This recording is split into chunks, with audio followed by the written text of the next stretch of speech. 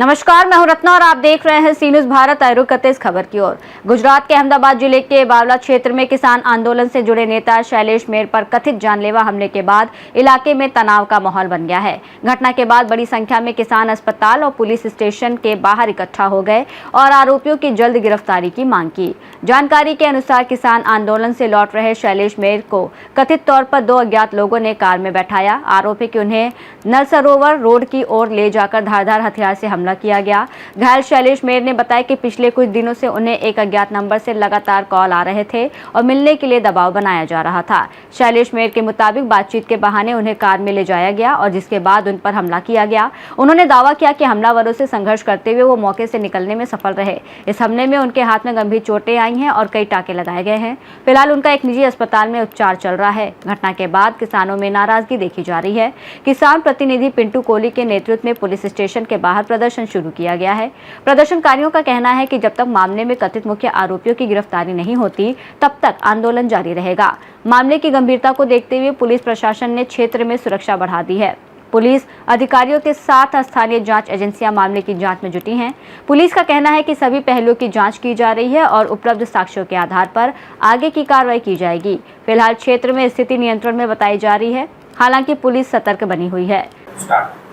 मारू नाम शैलेश मेर, हूँ जे आ खेडूत आंदोलन नरण गामे चालतुं हतुं तेनी अंदर आज अमारे 11मो दिवस हतो अने आज अमे आंदोलन पूरुं करी अमे ज्यारे अहींया पाछा आवता होय त्यारे अजाण्या समय अमने हूँ तमारो फेन छूं, तमे बहु सारूं काम करी रह्या छो तेवी रीते मित्रता केरवी सोशल मीडियानी अंदर अने ते अमे कोन्टेक्टमां आव्या हता अने मने 2 दिवसथी फोन करता हता जेथी करी अमे त्यां चा पाणी पीधा अने त्यारबाद अमे केरारा मारो खोरनो कूतरो हतो तेनी गाडीमां नाखेलो हतो ते घरे उतारी अने अमे अहींया केरारा ब्रिजनी नीचे चा पाणी करवा माटे आव्या।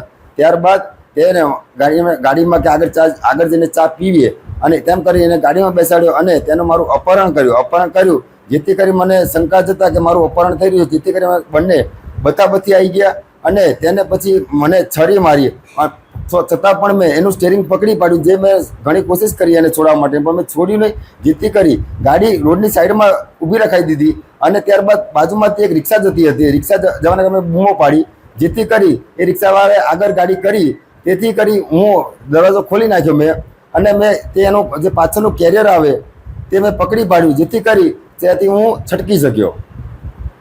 તમારે કોઈ પર શક જાય છે?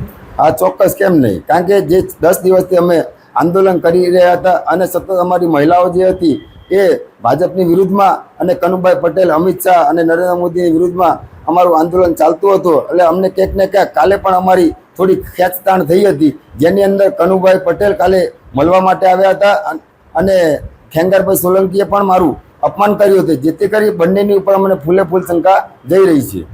તમારી માંગણી શું છે? માંગણી એક જ છે, જેને પણ મારું અપહરણ કર્યું છે તેનું 24 કલાકની અંદર ધરપકડ કરવામાં આવે, નહીં તો જો ધરપકડ કરવામાં નહીં આવે તો મારો સમાજ, મારો જે ખેડૂત સમાજ છે અહીંયા મોટી સંખ્યામાં ઉપस्थित રહેશે। अहमदाबाद से सी न्यूज़ संवाददाता योगेश गोस्वामी की रिपोर्ट। फिलहाल पुलिस जांच जारी है और प्रशासन ने लोगों से शांति बनाए रखने की अपील की है। अब सभी की नज़र इस बात पर है कि जांच में क्या तथ्य सामने आते हैं और आरोपियों के खिलाफ क्या कार्रवाई की जाती है।